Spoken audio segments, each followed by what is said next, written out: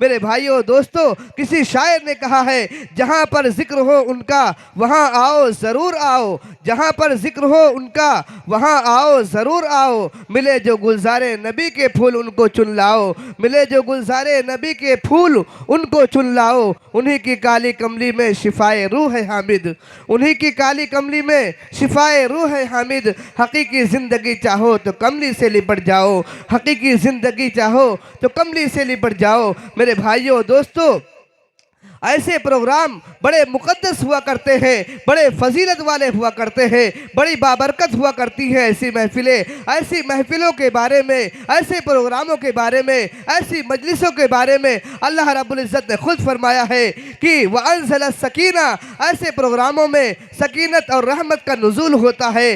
फरिश्ते अपने परों से ढांप लेते हैं, फरिश्ते घेर लेते हैं, उसके बावजूद वो फरिश्ते अल्लाह रब्बुल इज़्ज़त की बारगाह में जब हाजिर होते हैं, अल्लाह रब्बुल इज़्ज़त को सब कुछ मालूम होता है।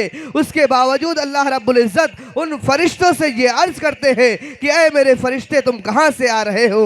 वो फरिश्ते इंतहाई खुशी के साथ ये जवाब देते हैं, ऐ रब्बुल आलमीन, ऐ अहकमुल हाकिमीन, ऐ परवरदिगार, मैं फला बस्ती से, फला गाँव से, फला इलाके से आ रहा हूँ। अल्लाह रब्बुल इज़्ज़त को सब कुछ मालूम होता है। उसके बावजूद अल्लाह रब्बुल इज़्ज़त उन फरिश्तों से ये अर्ज करते हैं, ऐ रब्बुल आलमीन, मैं फला बस्ती से, फला गांव से, फला इलाके से, फला मदरसे से आ रहा हूँ। अल्लाह रब्बुल इज़्ज़त उनसे अर्ज करते हैं वहाँ पर क्या हो रहा है। वो फरिश्ते इंतहाई खुशी के साथ ये जवाब देते हैं, ऐ रब्बुल आलमीन, ऐ अहकमुल हाकिमीन, वहाँ पर तेरे अहकामात का तज़किरा हो रहा था, वहाँ पर तेरे नबी, प्यारे नबी जनाब मोहम्मदुर रसूलुल्लाह सल्लल्लाहु अलैहि वसल्लम की तालीमात का तज़किरा हो रहा था, वहाँ पर जन्नत और जहन्नम का तज़किरा हो रहा था। अल्लाह रब्बुल इज़्ज़त उनसे अर्ज करते हैं, ऐ मेरे फरिश्ते वहाँ पर क्या हो रहा था। तो फरिश्ते जब फरमाते हैं, वहाँ पर जितने हजरात बैठे थे वो तमाम हजरात की ये ख्वाहिश थी, ये तमन्ना थी कि हमें अल्लाह जहन्नम से बचाकर जन्नत में कैसे डाल दे। इसलिए वो हजरात बैठे हुए थे, आपके तज़किरे को, आपके अहकामात को, प्यारे आका जनाब मोहम्मद रसूलुल्लाह सल्लल्लाहु अलैहि वसल्लम की पाकीज़ा तालीमात को बयान हो रहा था, वो सुन रहे थे। अल्लाह रब्बुल इज़्ज़त उनसे अर्ज़ करते हैं, ऐ मेरे फरिश्ते तुम क़यामत के दिन गवाह रहना, मैदान महशर में तुम गवाह रहना। उस महफिल में, उस प्रोग्राम में, उस महफिल में जितने हजरात भी बैठे थे, मैंने उन तमामी हजरात की मग़फ़िरत फरमा दी। मेरे भाइयों और दोस्तों, इससे आसान सौदा और क्या होगा कि हम और आप चंद मिनट, चंद घंटे यहाँ पर अल्लाह और अल्लाह के रसूल के तज़किरे को सुने और हमारी और आपकी मग़फ़िरत हो जाए। इससे आसान सौदा और कोई नहीं हो सकता। मेरे भाइयों और दोस्तों, मैं अब चाहता हूं कि आज के इस अज़ीम शान प्रोग्राम का बाज़ाब्ता आगाज़ किया जाए, इसलिए वक्त काफ़ी हो चुका है।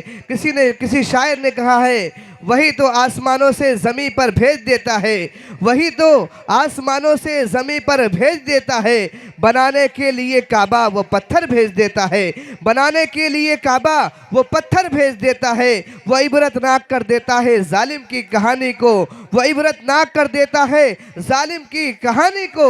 वही फ़िरऔन के घर में पैगंबर भेज देता है, वही फ़िरऔन के घर में पैगंबर भेज देता है। कुरान की तिलावत से आगाज़ हो महफिल का, कुरान की तिलावत से आगाज़ हो महफिल का, कुरान की तिलावत से आगाज़ हो महफिल का, इस नूर से पा जाए हम रास्ता मंजिल का। मेरे भाइयों दोस्तों, कुरान करीम तमाम किताबों की सरदार है और ये उम्मत मुस्लिमा की रूह है, तड़पते दिलों की फरियाद है, सिसकते रूह का इलाज है, जिसने दरिंदा सिफत इंसान को झिझोड़ कर एक हयात आफरी का पैगाम दिया। मैं चाहता हूँ उसी अजीम कुरान करीम की तिलावत से आज के इस अजीम शान प्रोग्राम का बाज़ाब्ता आगाज़ किया जाए। उससे कबल मैं चाहता हूँ जो हमारे भाई, जो हमारे दोस्त वहाँ सामने अपनी गाड़ियों पर या इधर उधर खड़े हैं, उनसे गुजारिश है कि आप पंडाल में तशरीफ़ ले आएँ, आप प्रोग्राम के अंदर तशरीफ़ ले आएँ। आपका ये जलसा है, आपके ये मदरसे का प्रोग्राम है, हम सब का ये प्रोग्राम है। आप सब यहाँ बैठे, यहाँ बैठ के सुने तो इंशाअल्लाह हमारा आना भी कामयाब होगा, उलमा इकराम का इतनी दूर से आना भी कामयाब होगा। जनाब असद आज़मी आज़मगढ़ कहाँ है? कल उनका प्रोग्राम कहीं काफ़ी दूर पर था, वहाँ पर रात में थे, बहुत कम देर सोए। मैंने सुबह फ़ोन किया कि असद भाई ज़रा वक्त से पहले आने की कोशिश करिएगा। बेचारे अपना तमाम कामों को अपने छोड़कर बेचारे निकल आए और आपके गांव में 400 किलोमीटर करीब जो है चलकर आपके इस बंजर इलाके में अल्हम्दुलिल्लाह हिंदुस्तान का वो अजीम शायर तशरीफ़ ला चुका है, आपसे पहले तशरीफ़ ला चुका है।